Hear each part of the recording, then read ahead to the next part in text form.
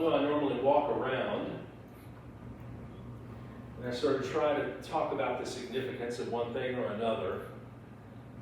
Like maybe this is a foreshadowing of baptism, Naaman going into the Jordan 7 times. Maybe it's some sort of symbolic thing. Is the River Jordan seemed to be the dividing line between the people of Israel and all those others out there. It was Naaman the linchpin and God's handiwork that brought those two together. But instead, I think I just decided to tell a story and leave it at that. And so I wrote a story to go along with the story that we heard. And first I was going to say, when I lived and worked in Washington, D.C., there were a whole lot of Naamans. I bet you can imagine there's a lot of Naamans.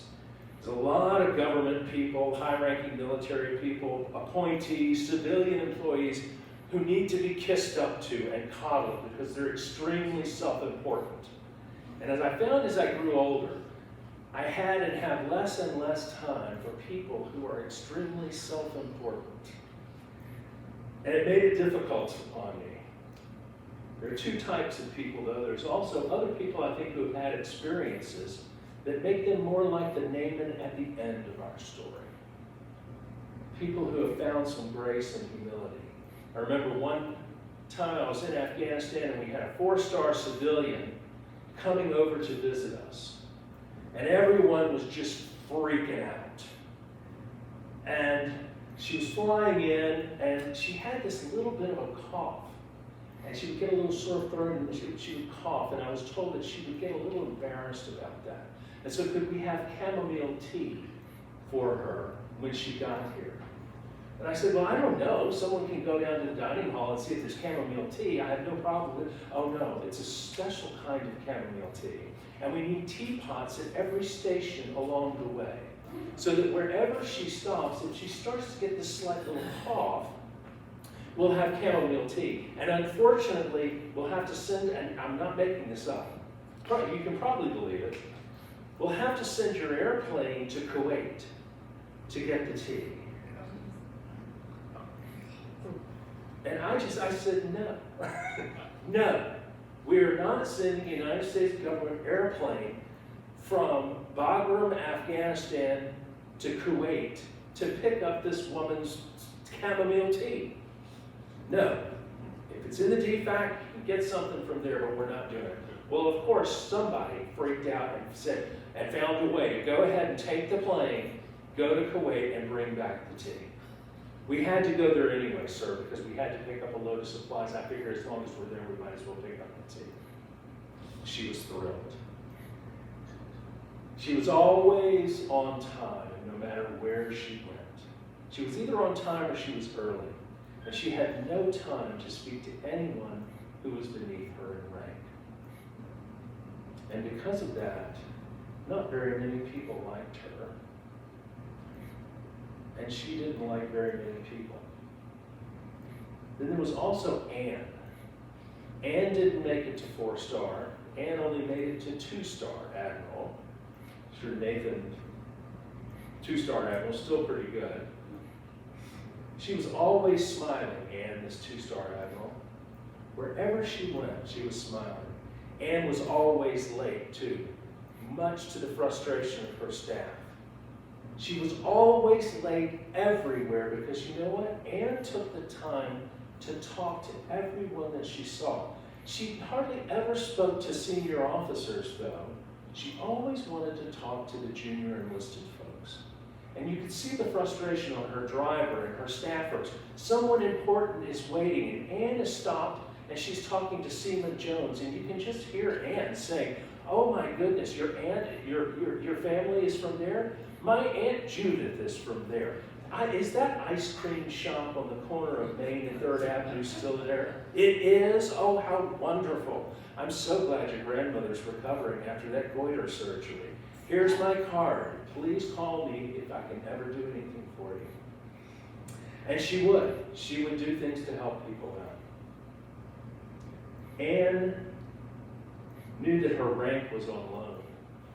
And that she was no better than anyone else. No better or no worse. She was always late because she took the time to talk to everyone. And you got the feeling that she really liked everyone, and consequently, everyone really liked Anne. There's a saying amongst the shamans and a lot of indigenous peoples, as they start to tell a sacred story, they say, I'm not sure if this is exactly how it happened, but this is exactly what happened. Naaman was this powerful commander of the army. He never lost a battle. He was the king's favorite servant in all the land. It says he was even a favorite of the God of Israel, Yahweh. But wait, this isn't right.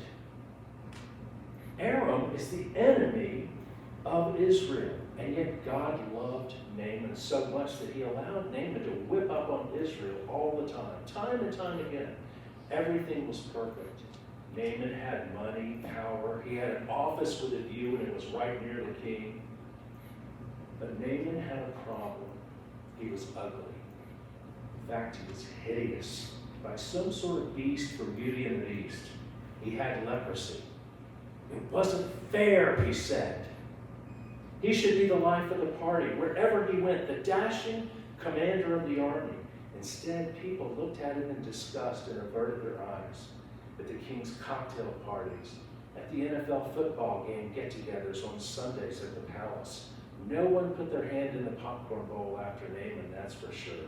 And he certainly never had to share his bowl of ranch when the hot wings came out of the royal kitchen. It was a curse, this leprosy that Naaman had to deal with. And the best doctors in the world, the king's doctors, couldn't cure him. He was distraught and willing to do anything.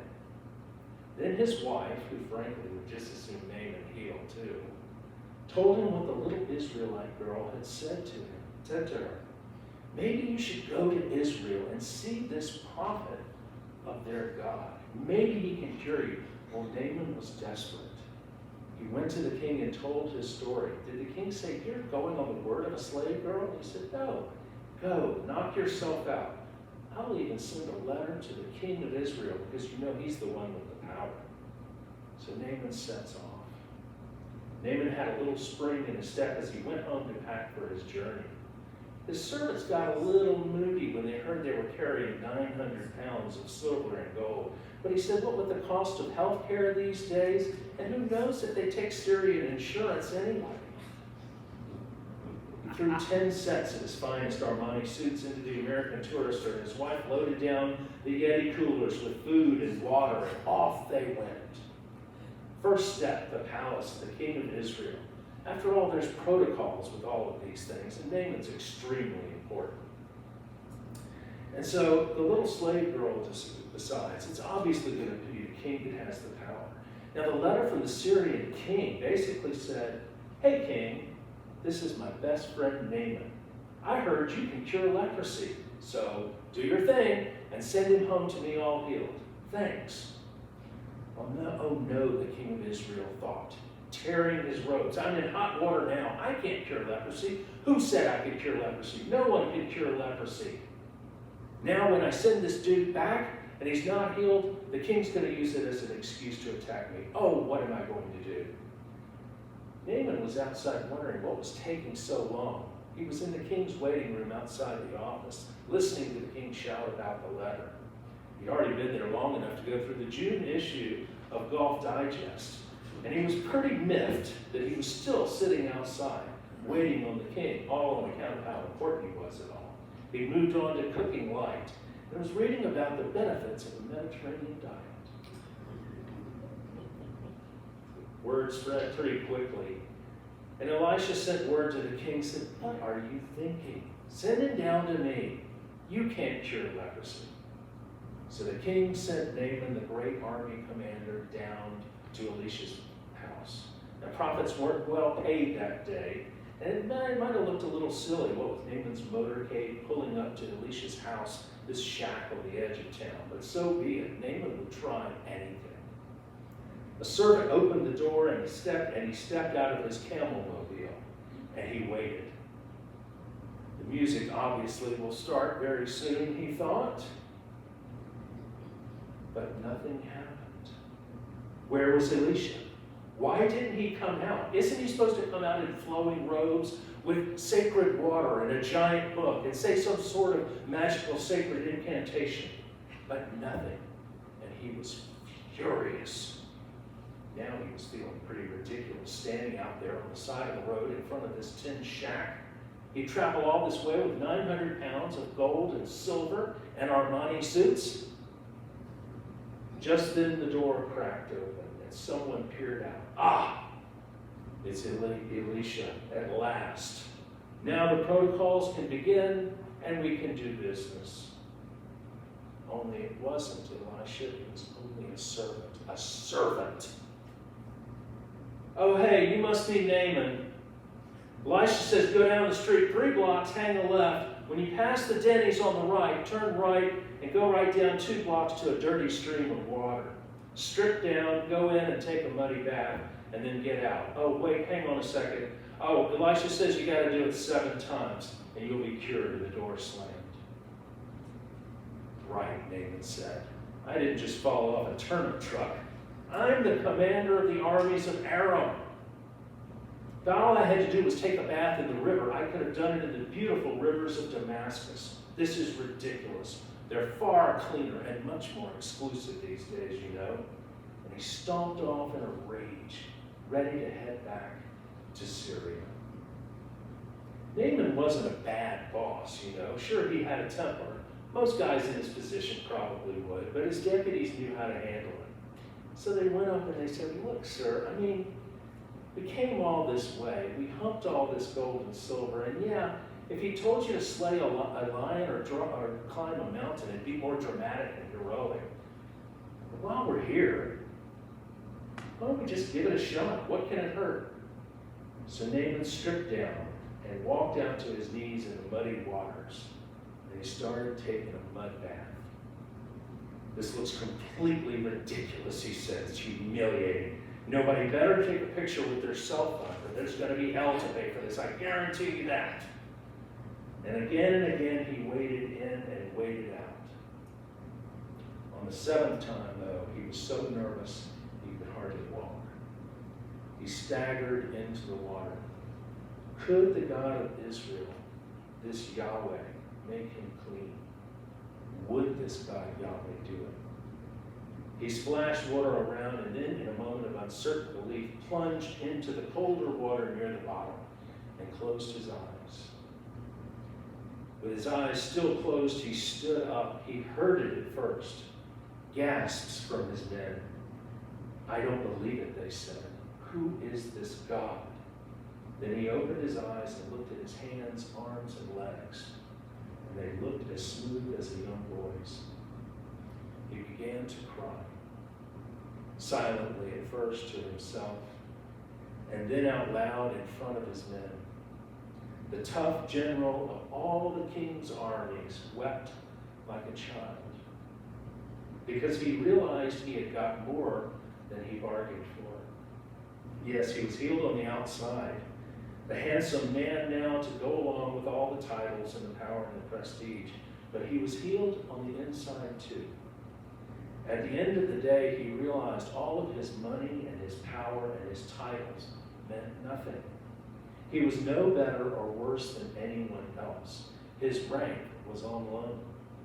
And it was only the healing power of a God that loved and cared for him too, the commander of the armies of the enemies of Israel, and was willing and able to make him clean and whole. He would never be the same again. He went back and begged Elisha to let him pay him, but Elisha said, no, this one's on the house. Your gold and silver are no good here, he said. When he got home, Naaman called out for his wife as he walked in the door with a bouquet of flowers in his hand and a big smile on his face. She kissed him and told him how handsome he was now. It was like he was a changed man. Not just on the outside, but the inside too. Naaman was still powerful and famous, but now he took the time to get to know everybody, especially people lower ranking than he was. So your goat stumbled, but you were able to mend its leg with a stick and some twine. I'm so happy for you, he would say, as he was walking and his staff grumbled about keeping the king waiting. Naaman was always late now because he took the time to talk to everyone, no matter who they were. And you got the feeling he really liked everyone. And consequently, everyone really liked Naaman.